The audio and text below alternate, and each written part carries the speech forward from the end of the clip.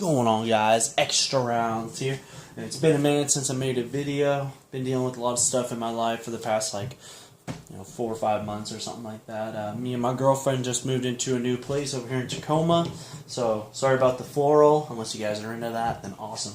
But the focus of today's video is that I just bought a new to me, SafariLand holster for my Glock 19 that I've shown in previous videos. Just a couple. The holster and the drop leg portion. So the holster is a 6378 USN. This is for the Glock 19, 4-inch BBL, the 19 and the 23, with a ITIM3, a TLR1, or a Surefire X200 or 300 weapons line attachment. Which I have an Insight. I have a Insight M3 weapons light. This is a little cheapo light. I think it only cost me about $60. It's from L3 Warrior Systems. That's what it says on the side. It runs off of 2 CR123 batteries. It has 2 positions, constant on and momentary, with its little toggles right here that are accessible when it's on the gun with your pointer finger or your sport hand thumb. So like I said, got that on my Glock 19. Right there, fits nicely. Everything's good. So the holster bit. This is the holster right here. I'll explain all this other crap in a minute. The holster comes with this felt type material over the polymer bit, multicam.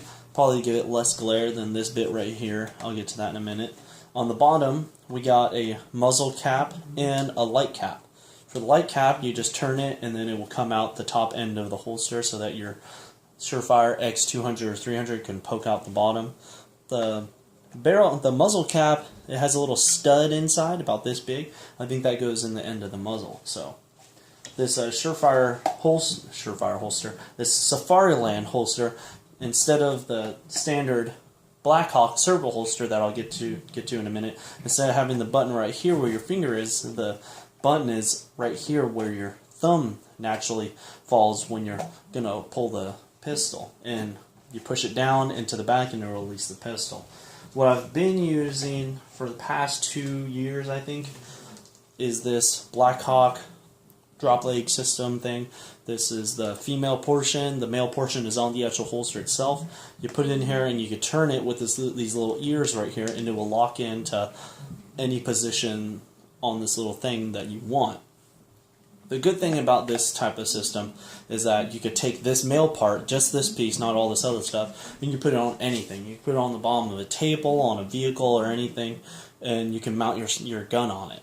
The bad part is that it only mainly works with the Blackhawk Serpo holsters. I think the Omnivore might work too, which doesn't have the little button on the holster, but I'm not sure. So I've used this for about 2 years in classes and stuff. Haven't had an issue.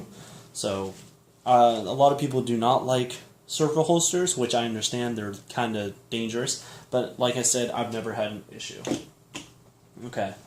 The holster bit for the SafariLand comes with the holster with all the things I explained on the holster. And in the package, this specific one, as of today, I think December 30th, it costed me $84.99 just for the holster bit. And what you get with the holster is you get your owner's manual. That on the inside it comes with a Allen key, which doesn't really make any sense because it also comes with a paddle holster. And this little hole, this is where the hook goes for the little paddle system. So it grabs onto your clothes or whatever on the inside of your pants, so that you can't pull this out of your pants. And the hook part is actually Phillips head screw.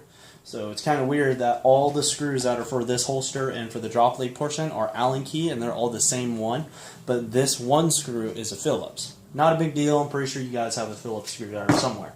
So it comes with the paddle portion, comes with this portion that you can hook onto the holster, and then it will provide you with some belt loops. Comes with all the hardware for this and all the hardware already installed for the paddle on the holster, which I took off.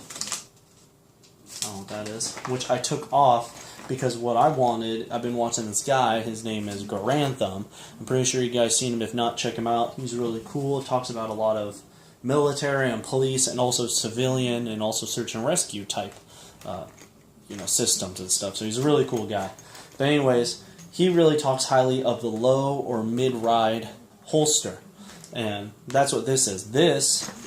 What was in this package is this big black piece right here.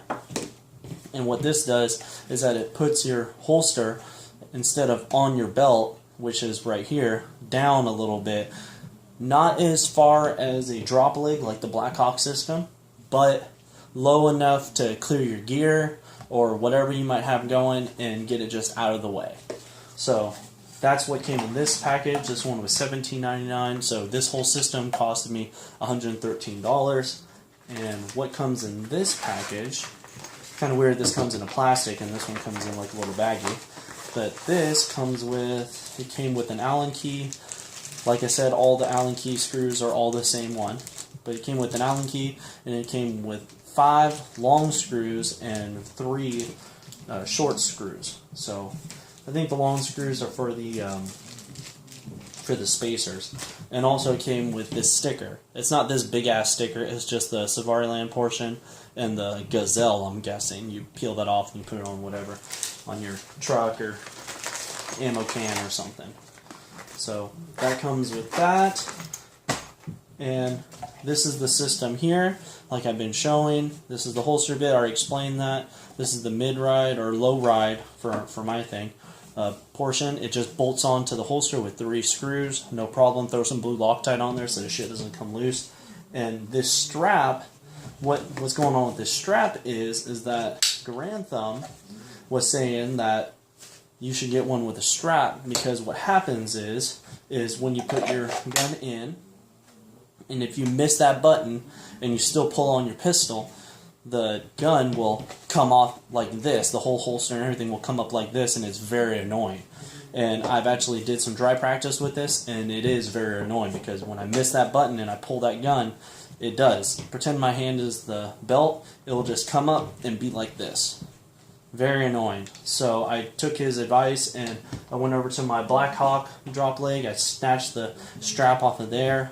I fed it through in between the holster and the low ride portion.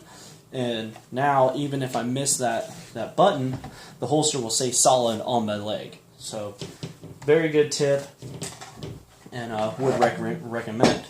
So, like I said, if you have an Insight M3, the little cheapo weapons light, then it will work with this holster.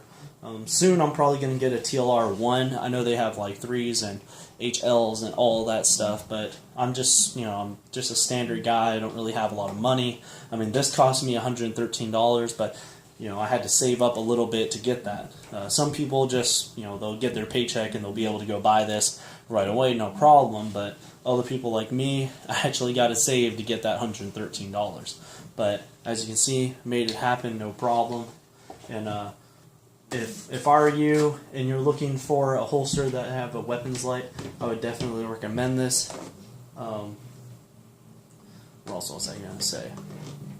I don't know, not really anything else. Just definitely would recommend. I got a class coming up in 2 weeks over there in Spokane, Washington, so I'll go ahead and review this back after I get through that. It's a 2-day class, pistol only, but 2 days, I think about only about like 600 rounds, but they go through a lot of really good situations for civilians that would really help you out in the day-to-day basis. So that's all I got for you guys. I'll get you a review on this back when I go through the class. I'm going to try to do some more videos because things have just been crazy for me, but that's all I got for you guys today, and I'll see you later.